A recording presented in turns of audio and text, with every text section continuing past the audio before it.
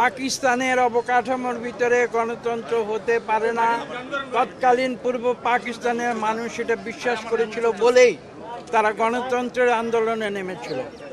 এবং আমরা পরবর্তীতে দেখেছি একটি রাজনৈতিক দল যারা স্বাধীনতার প্রতিভু বলে নিজেদের দাবি করেছিল, অত্যন্ত লজ্জা এবং কলঙ্কের বিষয় যে তারা বাংলাদেশ থেকে স্বাধীনতার মূল আদর্শকে ধ্বংস করে দিয়েছে।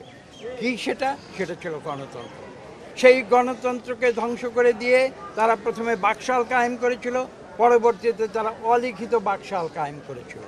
বাংলাদেশের মানুষ কিন্তু সেটা গ্রহণ করেনি, এবং করেনি বলেই 2024 সালের 5ই আগস্ট সেই স্বৈরাচারী সরকারকে এই দেশ থেকে বাংলাদেশের মানুষের ঘৃণার ফলশ্রুতিতে পালিয়ে যেতে পারত। কাজে আজকে আপনি যে প্রশ্নের উত্তর দিয়েছেন এর উত্তর অত্যন্ত স্পষ্ট।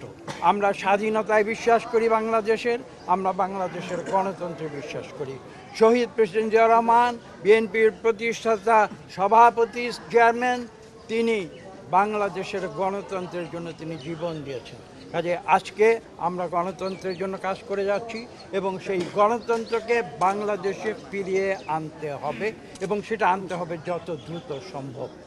গণতন্ত্র ব্যতি রেখে আজকের বিশ্বে কোনো জাতি মাথা তুলে দাঁড়াতে পারেনি।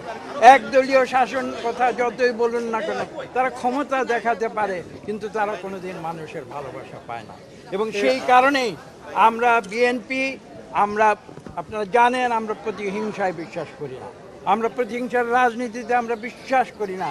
এবং সেই কারণেই কিন্তু আমরা বলেছি যে আমরা বাংলাদেশে সকলের স্বাধীনতা চাই, কথা বলার স্বাধীনতা চাই, মিডিয়ার স্বাধীনতা চাই।